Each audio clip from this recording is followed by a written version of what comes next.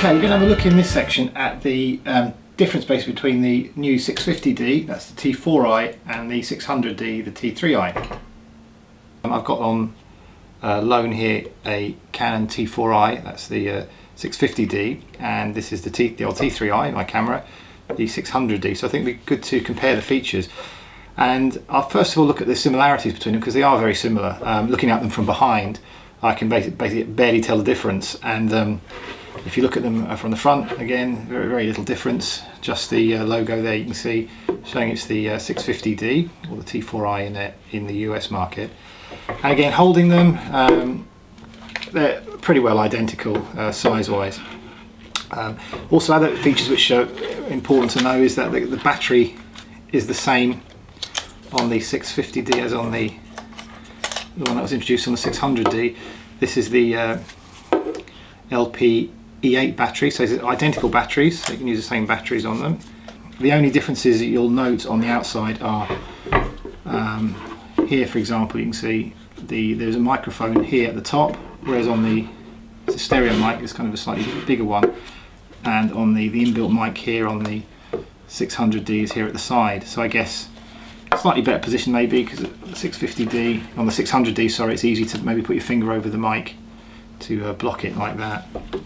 So the one that had a small feature on the dial here, or a couple of small features on the dial, they've added a couple of automatic modes, and you can see here, this is the 650D here, and you can see there's a couple of extra buttons, so automatic modes here, and you can see these are the scene modes, and it's got one for handheld night photographs, and it's also got this final one here which is for HDR photographs as well. So just a couple of extra additions on the automatic scene modes there on the 650D. On the 650D here, you might see on the 600D there's a display button here that just switches on the screen at the back. On the 650D they haven't bothered with that, so that's gone. It still works, it just works on automatically now with the mode settings. And on the button here for the mode setting, the one big difference for me doing video is just where the button's placed. You can see on the 650D they've changed the positioning there slightly, in that for doing video, on the 600D it was on the dial here, you can see there I'll turn it around, the movie camera option there, that was the way it got to it on the 600D. On the 650D, after the on and off button, they've put a movie button there, just put a third button there in that, so that changes that slightly, not much of a difference though really. And then on the back of the camera here, we'll have a look now at some of the options here, but basically all the buttons here on the back are the same, if you see there, so the positions are the same, and the actual buttons there for quick button, the zooms and all the rest of it, menu and info, those buttons are almost identical. Well, they are identical, and physically the screen is the same effectively to look at. You'll see now that the main difference, the main difference of the camera is really this screen on the 650D is in fact a touch screen, and have a look at that now. So I've got it's the 600D, this is the T3i here, and this is the T4i here, the 650D, and I'm showing the screens on the back. I'll show you the touch screen now in a second. Just want to show you the actual way they look. So the menus and all the rest of it are actually certainly the back LCD on the screen looks the same actually. On screen, and you can change everything, as you can see there. Change the white balance there just by clicking on them. Change ISO there, for example. See there, put that at 400. And you can also use the manual controls as well, you haven't lost those, so by pressing the ISO button at the top here I can use those and use the dial to go through, or just use my finger to go through. And you go to live view here, and you can also basically, I'll just change the focus here, so go to Q, you've got your Q buttons here, so you've got all your options here, but you can now not just use the buttons to go around them, but you can actually just use your finger to touch stuff. So if I want to do, let's say, one of the autofocus modes there, flexi zone single, you can select stuff to focus on,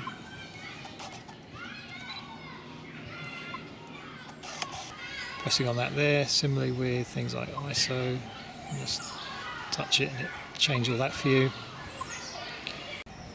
It's kind of like an iPad or a smartphone or something looking at the pictures. You can also, as you can see, use your fingers there to pinch and squeeze it so you can see more if you want. I can also, want to zoom in on a picture there and I'm looking at, I can just do this. This is what you can see. So just by pinching and effect, you can zoom in and out of your pictures there. In continuous mode as well, it also allows the camera to shoot faster. So if I just hold I'm in continuous shooting mode now, hold it down. Here, I think it's about 5 point something frames per second or pictures per second, whereas the 600D, you can see, right, again. So it sounds like the 650D sounds like a paparazzi type one there. But to be honest, I mean, I wouldn't use that much. That would be more mainly used, I guess, for kind of sports photography or very fast action photography. So the other difference between the two cameras, the main one behind a lot of these changes, is the processor. This is now a Digic 5 processor. This is kind of the operating system or the CPU unit behind the camera, the computer chip behind the camera. So that's a Digic 5, this is a Digic 4. So this is a new one, and this is what allows the camera to do that faster continuous rate shooting at 5 frames per second. It's just a quicker processor. This is only about 3 point something. We saw that earlier. And also it's got a better focusing system. Now this has got a 9 point, the same as this one, focusing system. It's just that these are all cross type focus points. They're not to go into technicalities of it, whereas this only has one central cross type focusing point. The idea is this can give quicker focus and slightly more accurate focus. To be quite honest, from my point of view, it makes no difference. I can still get good focus on, and you will be able to on either camera. Now, and you'll see how it will try and detect my face, and I'll just put it on her face for a minute, and it will actually move and try to focus as I move. Let's get Kate out of the way. Focus continuously on me now as I move. So it's trying to focus continuously on me now as I move.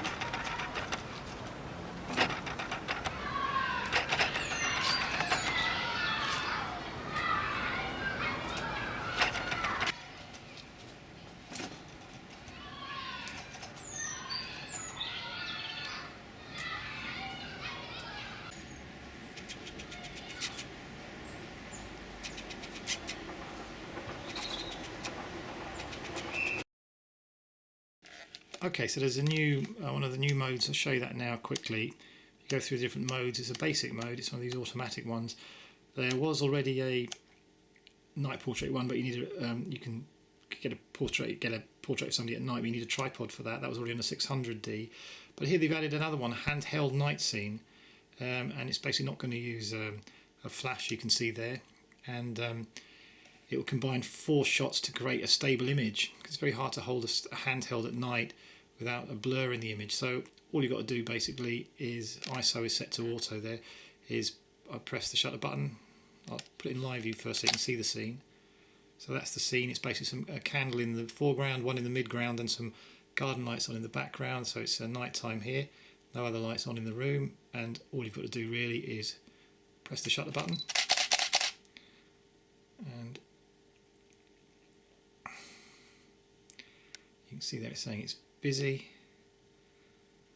It's because it's trying to combine those 4 shots into a shot there, and that's the shot, and it's pretty good actually. It's done not a bad job of it. It's not much blur I can see.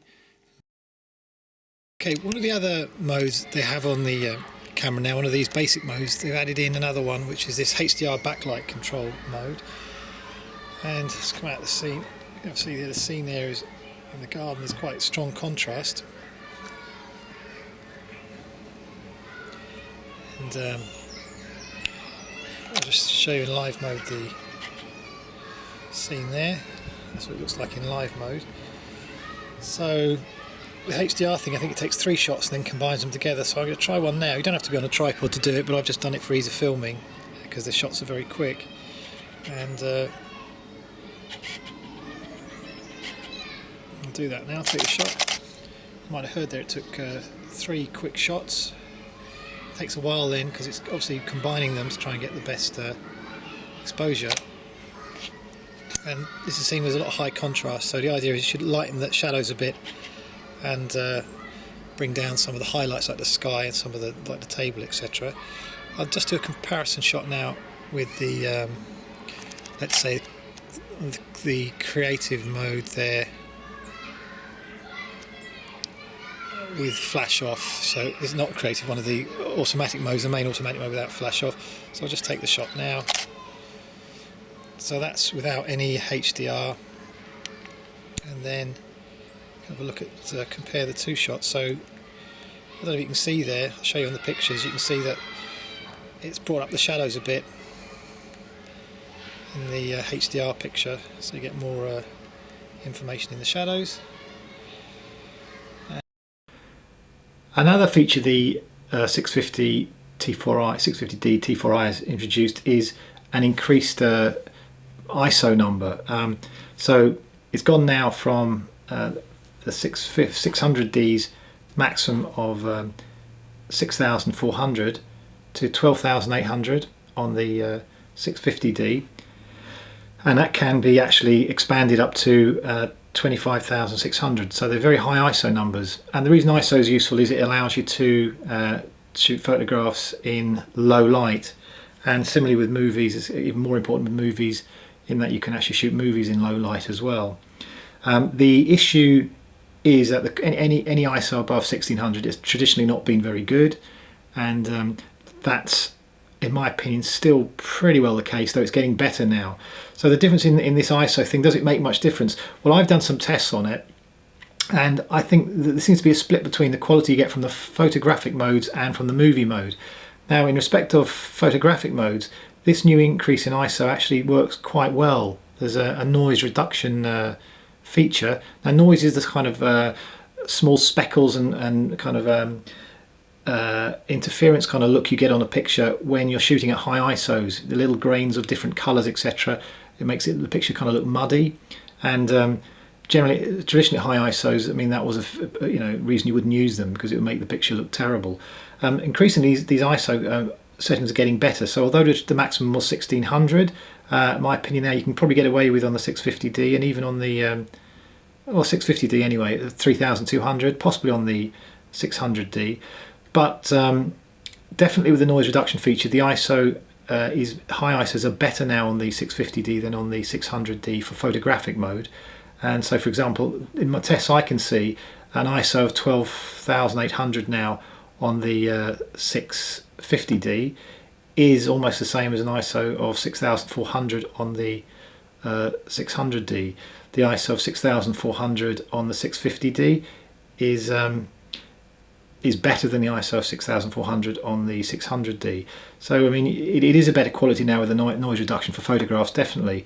Now, for some reason, when I had a look at the movie settings and took some videos in late at night using these high ISO numbers in movie mode, I didn't get the same results. So, for example, for one thing, the high ISO difference isn't such a big difference. This extra setting now on the 650D, because your movie making is actually limited to a high ISO of 6,400 on the 650D anyway, which is also the maximum ISO you can get out of the 600D. You can go up to 12,800 on the 650D by expanding the ISO, but it's not usable at that high ISO, in my opinion. So the 6,400, I compared it to the 6,400 ISO on the 600D, and actually I found that the noise was a little bit less in the film from the 600D than it was for the 650D for some reason. So actually, in fact, a little bit better quality on the 600D at that high ISO, and similarly with the setting of 3,200 ISO, similar. So I wouldn't buy the camera for the high ISO, extra high ISO on it, to be quite honest, especially if you're hoping to basically improve your movie making in low light conditions. Video is identical, the video quality, etc. They both do full 1080p video at 24 frames per second, and they also do other types as well. So you can do 720p HD video as well at 50 or 60 frames per second on both cameras, as well as just doing VGA etc. type video. So that's identical on both of them. So I've covered in some depth most of the main features now on the 650D T4i, and in comparison to the T3i. In the second video, which is part 2 of this comparison, I'll actually just do my recommendation and an overall review of the two cameras and which one I would buy if I was looking to buy a camera now.